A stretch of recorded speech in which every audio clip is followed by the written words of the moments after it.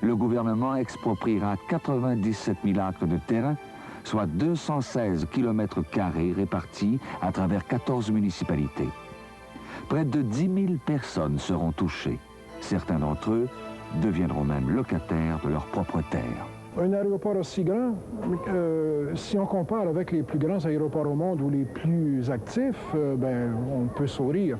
Le plus grand, si on ne tient pas compte des aéroports qui se trouvent en Arabie Saoudite, c'est quand même Dallas-Fort Worth aux USA, 18 000 acres de terre. Kennedy, New York, 5 000. OL, Chicago, 7 000 acres. Ici, avec un trafic des dizaines de fois inférieur, on a exproprié 96 000 acres. Alors, pour avoir un point de comparaison, dites-vous que c'est beaucoup plus grand que l'île d'Orléans. C'est exactement la dimension de l'île Jésus de Ville-de-Laval et c'est les 3/4 de l'île de Montréal. Fait que le gouvernement fédéral, à ce moment-là, il s'est peut-être dit, ben, OK, on prend 97 000 acres de terre. On ne paiera pas trop cher pour... c'est du monde pas bien fin, c'est des cultivateurs, tu sais, du monde qui se laisse aller puis qui se donne comme des putains. Et puis là, mes vieux, on va organiser des industries alentour de ces choses-là, puis là, on va faire bien d'argent, à même le dos des 3000 personnes qui ont été expropriées ici. Ainsi, les raisons invoquées pour l'expropriation étaient d'éviter la spéculation foncière, assurer une zone tampon afin que le bruit des avions ne gêne pas les conditions normales d'habitat, et finalement instaurer une planification et un aménagement rationnel sur le territoire. De plus, 6 autoroutes devaient relier Montréal à Mirabel et un train électrique devait aussi relier ces deux dernières en 20 minutes. On prédisait la création de 75 à 100 000 emplois et l'établissement d'une ville de 200 à 300 000 habitants.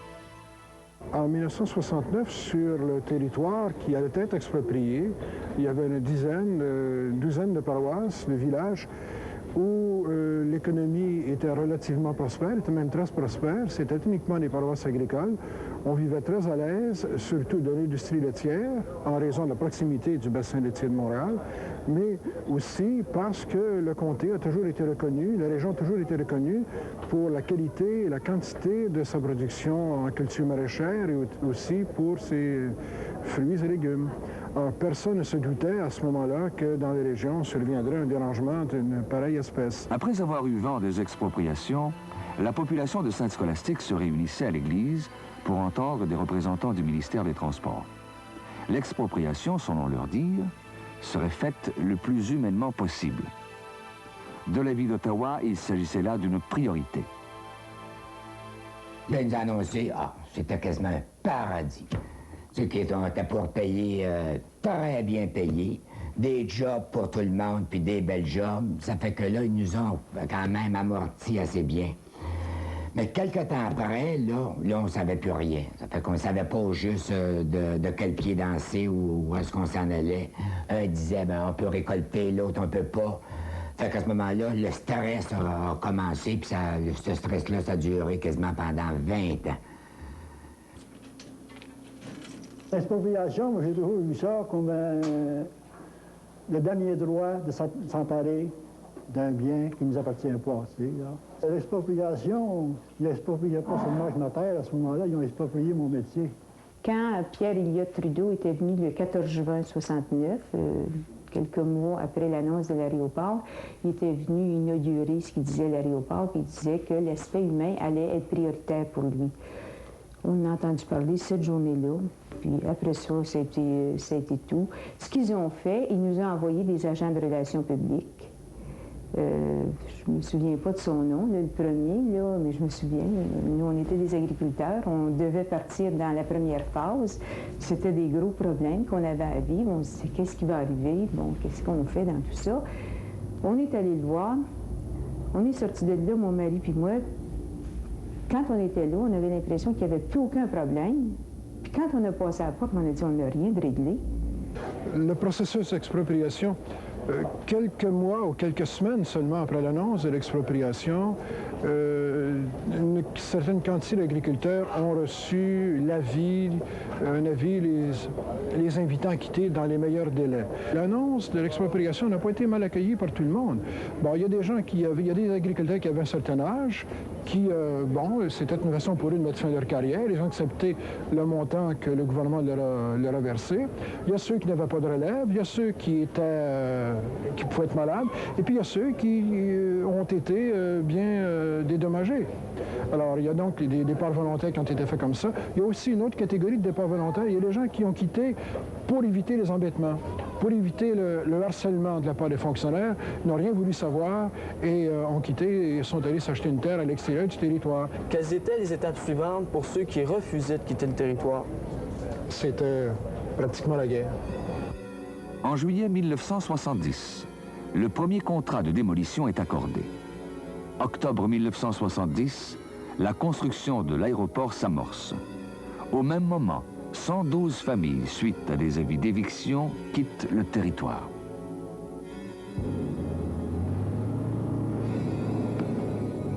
Bonjour, M. Duquette. Bonjour, M. Roy. L'aéroport de Saint-Scolastique vous a privé de votre ferme, mais ça vous fournit quand même du travail. Oui, pour cette année, là, nous avons du travail.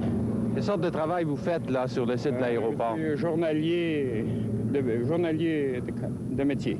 Et actuellement, là, quels travaux vous exécutez en particulier? Actuellement, nous posons du tuyau perforé pour l'égouttement des pistes et puis nous travaillons un peu à réparer les melons. Après que le tuyau est posé, achever de boucher les trous. Maintenant, qu'est-ce qui vous a incité à laisser votre ferme, à abandonner l'agriculture? Bien, disons qu'on était un peu désorientés de toute cette histoire d'aéroport. On en a entendu parler, en fait, de tous les sens, si vous voulez. Et puis, à la suite de ça, bien, comme j'avais un garçon qui n'aimait pas beaucoup ça, bien, ça m'a incité à partir plus vite que prévu. J'ai souvenance du mois de juin 1971. C'est une journée, pour moi, inoubliable. Les gens partaient autour de nous autres. C'était des voisins, des gens qu'on côtoyait à tous les jours. Pas dire à toutes les semaines aussi. Et puis, là, on les a vus passer cette journée-là avec leurs camions, leurs automobiles, chargés de leur ménage, leurs animaux, pour certains. Mais on n'était pas capable de se saluer. Tu sais, c'était trop prenant, on n'était pas capable. Puis le lendemain, on s'est levé. On n'entendait plus rien. Ni tracteur, ni automobile, ni animaux. On n'entendait plus rien. C'était le grand silence.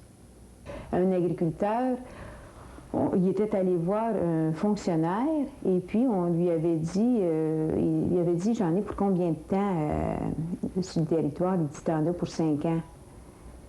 Puis il retourne le lendemain voir un autre fonctionnaire, il dit, j'en ai pour combien de temps à rester sur le territoire? Il dit, t'en as pour 1 an.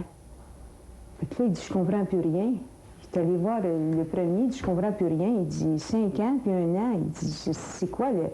Ben, il dit, écoute, il dit 5 ans à court, ça fait 3 ans, puis 1 an à long, ça fait 3 ans. Fait qu'il dit, me donne une moyenne à peu près de 3 ans.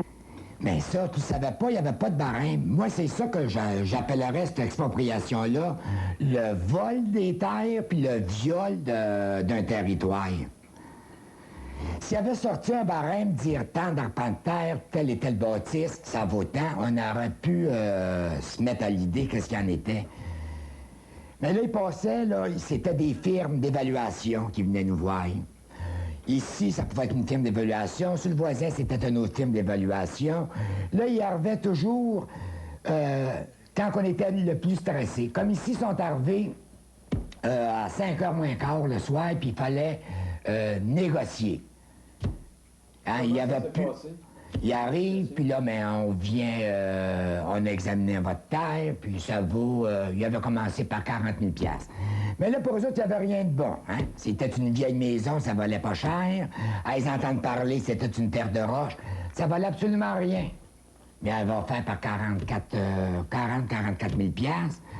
Ensuite, mais là, nous autres, on était nerveux. Hein? Il était 6 heures, le train n'était pas fait. Moi, à 5 heures, je commençais mon train de faire là.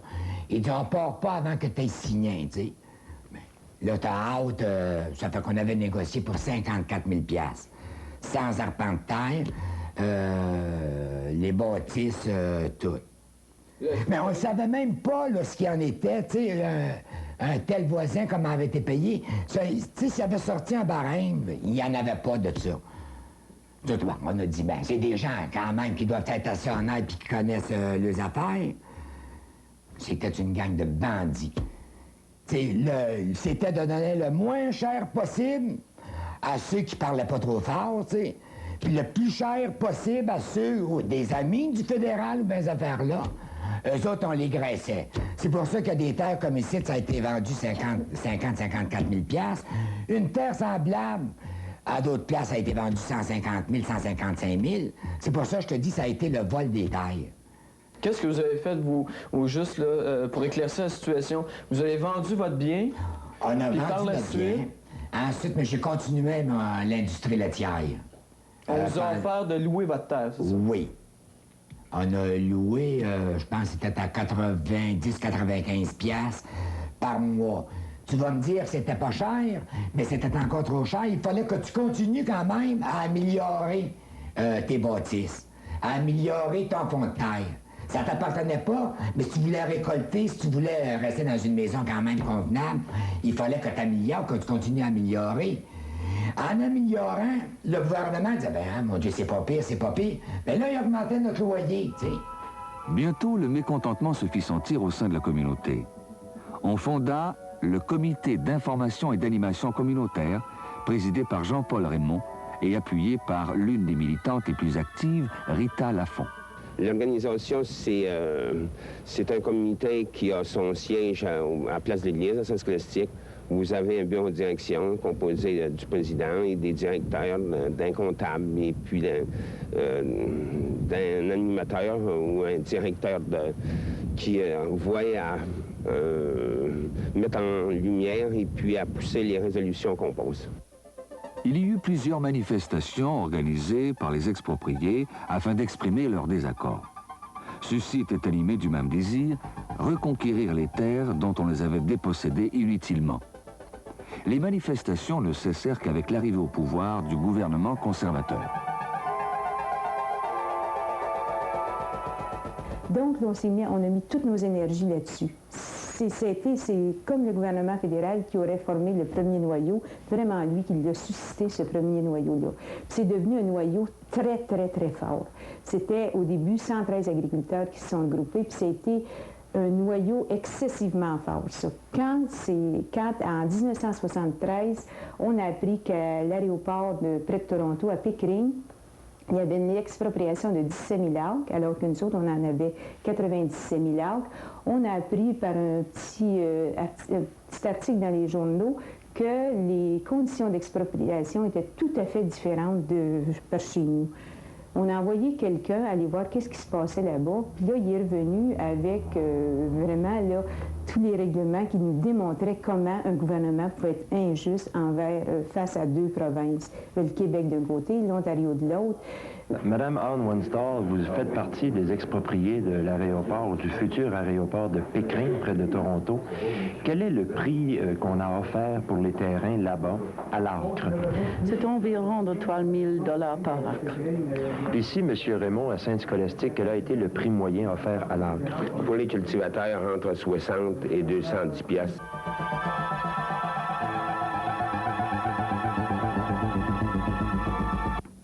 Il y avait 3 hommes, 3 expropriateurs qu'on appelait. Ils ont dit à mon mari, si tu n'acceptes pas, on va t'emmener en cours. Puis là, en cours, là, tu devras accepter le prix qu'on te donnera. Puis c'est fort probable que tu vas avoir moins, plus les dépenses des avocats. Puis toute la fatigue, le surplus. Puis on s'installait déjà ici. On ne pouvait pas. Fait que mon mari a pris la décision de signer pour, comme on dit, se débarrasser, puis plus y penser. Parce qu'ils nous ont fait perdre 2 ans de notre vie. Tout était construit en neuf. On avait 2 terres, une hôtellerie. Nous étions situés tout près, comme je vous disais tantôt, de l'église de Saint-Scolastique, tout près de l'école. On avait nos amis, nos parents, qui étaient situés tout près de nous autres. Alors, ce fut extrêmement pénible. On s'est ennuyé lorsqu'on est déménagé, Mais en plus, on avait la fatigue d'avoir reconstruit ici notre maison, notre étable, notre garage, les silos. On a tout recommencé en neuf, ce qu'on avait fait à Saint-Scolastique.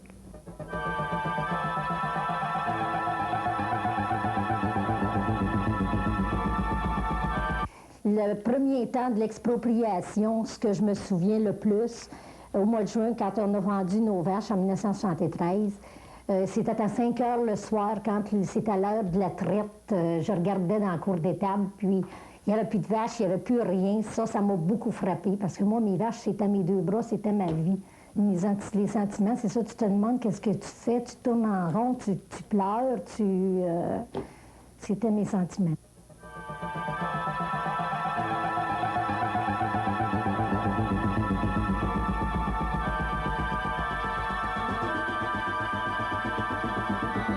En 1975, quand l'aéroport s'est inauguré, les expropriés se baladaient autour des estrades d'honneur avec des pancartes en faisant remarquer aux invités ben, vous êtes ici, vous avez atterri ici sur des terres qui ne sont pas encore payées.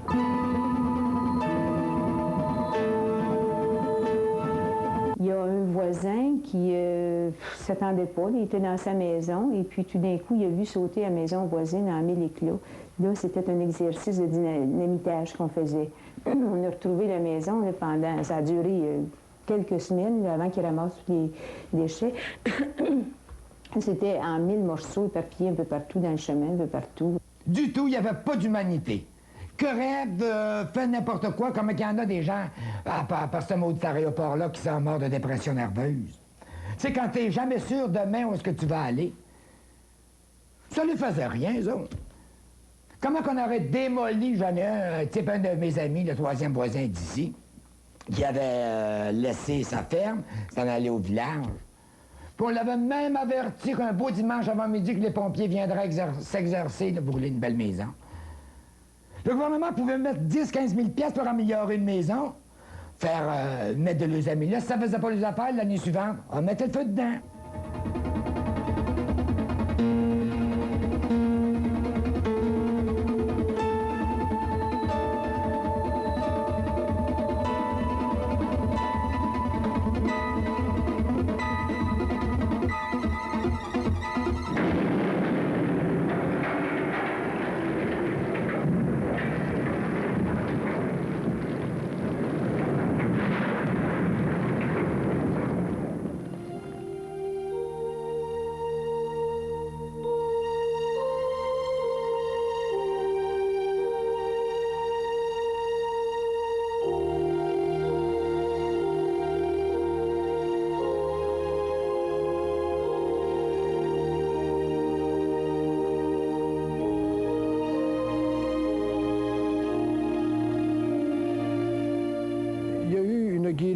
Judiciaire qui a duré longtemps.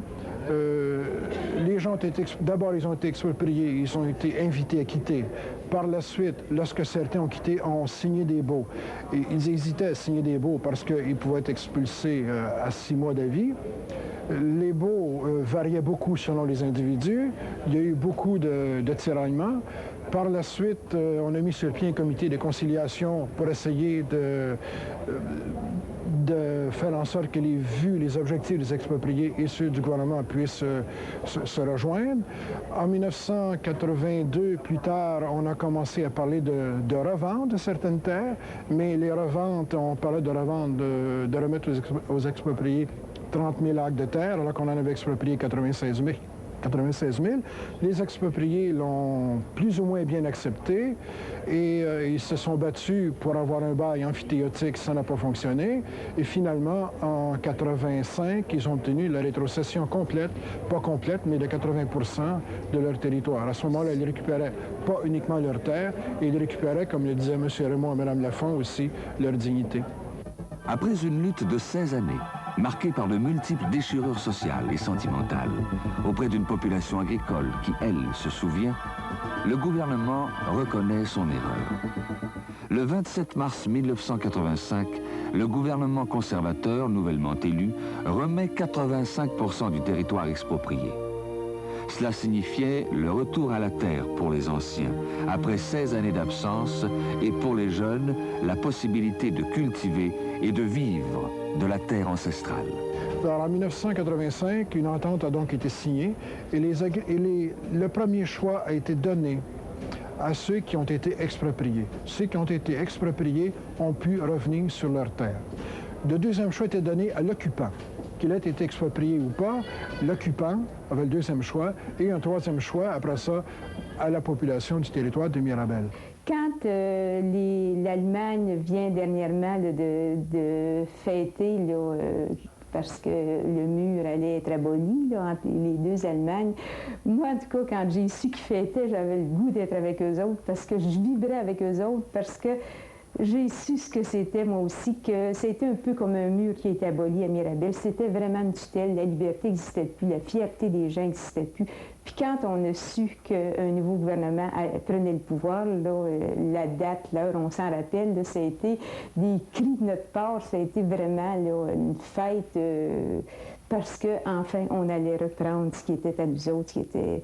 Sauf qu'aujourd'hui, tu vois, les gens reprennent la terre, la relance et se fait, on rebâtit le territoire, mais il y a un mal qui a été fait qui ne peut jamais plus être réparable. Les racines ont été coupées, les gens sont partis, il reste ici et là des fils d'autrefois, mais les villages n'ont plus leur identité, tout est à rebâtir, c'est comme des villages neufs qui sont en train de se refaire. La plupart sont... Plus la moitié des gens sont partis du territoire, puis avec raison. Et si j'ai demeuré, c'est parce que j'avais une attache sentimentale sur cette terre-là. Puis maintenant, la joie que j'ai, c'est d'être capable de retourner chez nous à Saint-Scolastique, de refaire les choses en neuf et à notre goût. C'est pas parce que ça n'occasionne pas beaucoup de travail, ça va occasionner encore beaucoup de travail, de la fatigue, mais c'est une joie pour nous autres de replacer notre garçon-là 20 ans après. C'est une récompense. Moi, Saint-Scolastique, c'était fini. Pour chez nous, c'était fini. Pour moi aussi, c'était fini. Puis de là, de pouvoir réacheter nos terres, c'est vraiment merveilleux, pour moi, en tout cas. Premièrement, je ne m'en allais pas dans ce domaine-là, je m'en allais en administration. Puis tout à coup, j'ai décidé de retourner en production laitière avec mon frère et mon père à Saint-Benoît. Je me cherchais une terre, puis bang, Saint-Scolastique, notre ancien chez nous. Pour moi, c'était un rêve, recommencer, reconstruire la grange, travailler, ramasser des roches, ramasser les branches, travailler de mes mains à l'aide de mon père, mon frère. C'est vraiment merveilleux pour moi, en tout cas. Puis de là aussi, juste penser, année par année, on va avancer, la maison, après ça va être les tables, ramener les animaux. Je vois ça de beauté, puis en plus, c'est une belle place. Hein? Saint-Scolastique, c'est tranquille. Pour moi, j'ai misère encore à le réaliser. En 87, bien là, c'est là, je me suis dit, là, enfin, là, on va être chez nous, puis je vais pouvoir mettre la ferme à mon goût. Là, on avait eu un plan de relance par le gouvernement conservateur pour réinvestir, pour pouvoir mettre les fermes en 7, pareil, en 80, les fermes pareilles comme en 85 partout au Québec. Parce que là, on avait des fermes de 109 là, en 85 encore. C'était les mêmes fermes qu'on avait à ce moment-là. Ça fait que pour mettre les fermes à date 85, bien, il fallait réinvestir. Le gouvernement a mis un plan de relance à ce moment-là pour investir sur le territoire. C'était 50-50. Il payait 50 des investissements, puis on rajoutait 50 nous autres, jusqu'à un montant fixé par l'entente.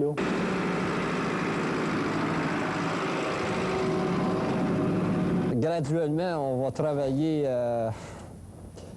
Il faut remonter le climat aussi autour aussi. Le climat des gens ici de Saint-Scolastique, le climat au complet, remonter le climat au complet. Puis le climat, cette année, même depuis quelques années, depuis qu'on a commencé à revendre, ça a pris vraiment, vraiment très, très bien. Parce que se promène, le monde sourit, te salue. Tu ne voyais pas ça il y a 6-7 ans. Le monde est content qu'un jeune vienne s'installer, reprendre la terre de son père. Tu sais, une ferme, c'est pas comme avoir un appartement dans un... C'est quelque chose, tu es attaché à la ferme que tu as. Tu calcules pas tes heures. Quand tu ramasses de la roche, tu fais de la clôture. C'est plus de l'argent, c'est de la sentimentalité, c'est du cœur, c'est de l'amour que tu as mis dans une terre. Aujourd'hui, l'avenir, ben, on la vit enfin comme tout le monde. C'est comme tous les agriculteurs au Québec. On a les mêmes problèmes tous les agriculteurs au Québec. Moi, je trouve que je suis content de ça parce qu'enfin, je vis les mêmes problèmes que tout le monde vit à l'extérieur. C'est le libre-échange, c'est les négociations du GATT, c'est l'environnement. Enfin, on vit les mêmes préoccupations que tous les agriculteurs au Québec.